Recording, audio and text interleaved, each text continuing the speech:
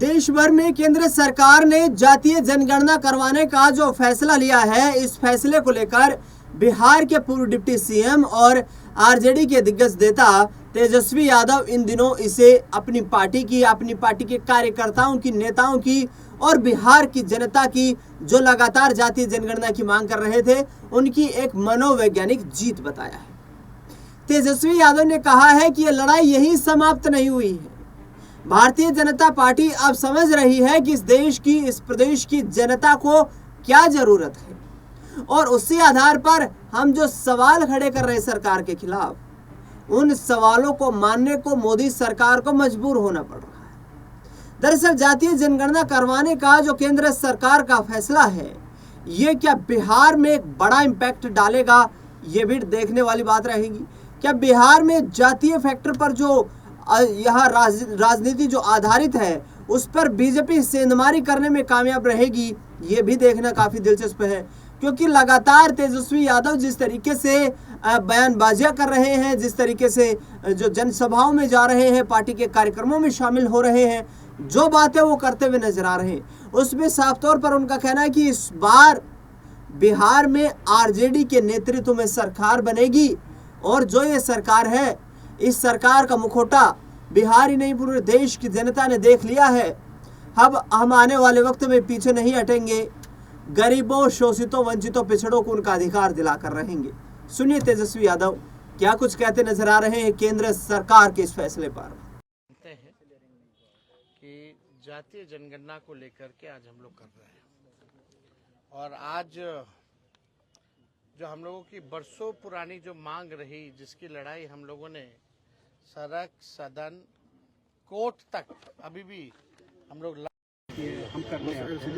आज हम लोगों के बातों पर जो है और हम लोगों के मांगों पर हम लोगों का जो मुख्य लड़ाई रहा, आज उस पर केंद्र सरकार को भी झुकना पड़ा और केंद्र सरकार ने निर्णय लिया है कि जो अगला सेंसस होगा उसमें जातीय जनगणना को भी इंक्लूड किया जाएगा। हालांकि ये केवल घोषणा है, 21 में सेंसस होना था, कब होगा ये किसी को नहीं पता है, लेकिन जो परिसीमन है उससे पहले जो है सेंसस कराना होता है। तो उम्मीद है कि ये परिसीमन से पहले ये सेंसस कराएंगे और सेंसस में जातीय जनगणना का भी एक कॉलम जो है जात का भी होगा। जो लोग हम लोगों पे आरोप लगाते थे जातिवादी लोग हैं, जात पात फैलाता है, आज उन सभी के मुंह पर जो है तगड़ा तमाचा जो है लगा है। और ये जब तक हम लोगों को साइंटिफिक डेटा नहीं पता चलेगा पूरे देश की आखिर स्थिति क्या है, तब तक हम उन समाज, जो पिछड़ा समाज, जो गरीब, वंचित, शोषित जो लोग हैं, उनको हम लोगों के धारा में नहीं ला सकते। गरीब कौन है, मजदूर कौन है, कचरा कौन साफ करता, ठेला कौन चलाता है, नाला कौन साफ करता है, दिहाड़ी मजदूर कौन है, और यही नहीं कौन भूमिहीन है, कौन कितना पढ़ा लिखा है, क्या किसको कितना सरकारी नौकरी है, किस जगह है। जब तक ये नहीं पता चलेगा तब तक आप जो है लोगों के साथ इंसाफ नहीं करना है। तो एक डेटा आ जाएगा, डेटा के आधार पर आपको जो है इस पे बजट में प्रावधान करना पड़ेगा कि उनको मुख्य धारा में कैसे लाए, बजट उसी हिसाब से बढ़ाना पड़ेगा। अब भाजपा के लोग को, अब बिहार का चुनाव है, स्वाभाविक है, तो आएंगे कूद कूद करके कि हमने कराया, मोदी जी ने कराया। अरे मोदी जी ने तो कई बार नकारा, लड़ाई तो असली लालू जी ने, हमारे पुरखों ने, समाजवादी ने लड़ने का काम किया है।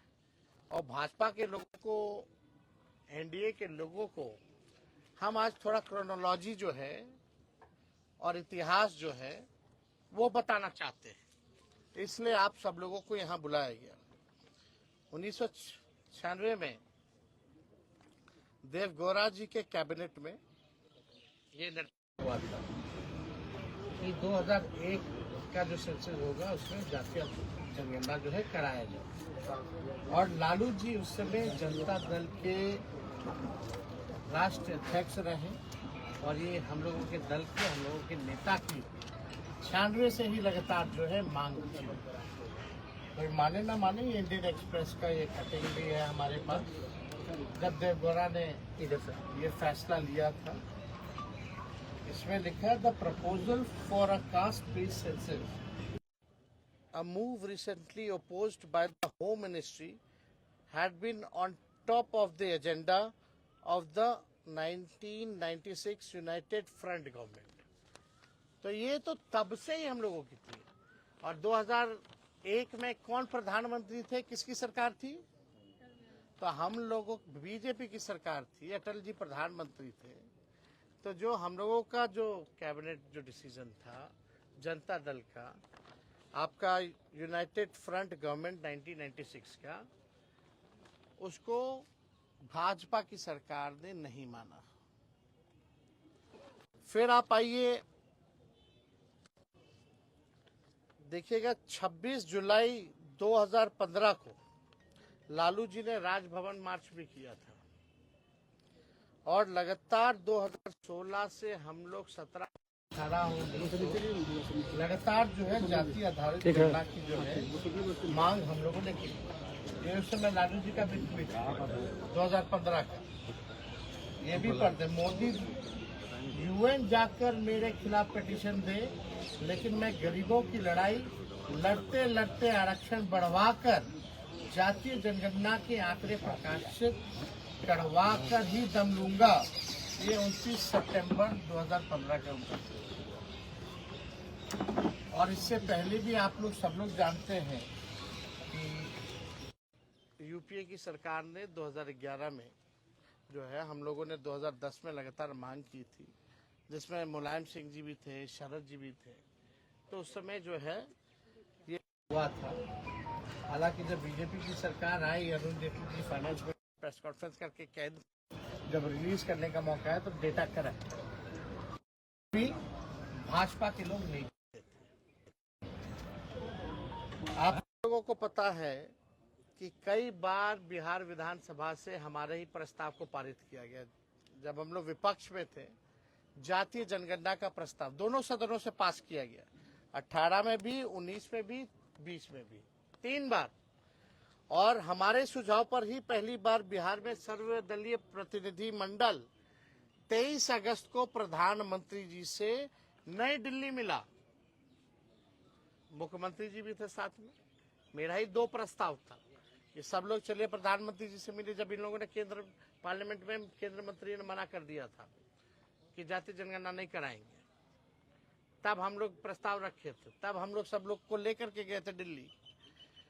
और उससे पहले 3 बार तो हम लोग दोनों हाउसों में, लेजिस्लेटिव असेंबली में भी और लेजिस्लेटिव काउंसिल में भी, हम लोगों ने 3 बार सर्वदलीय प्रस्ताव जो है पारित किए करके भेजा था। प्रधानमंत्री जी उस समय भी मना कर दिए। तभी मेरा दूसरा प्रस्ताव था, अगर नहीं कराना है तो राज्य सरकार अपने बलबूते कराएगी।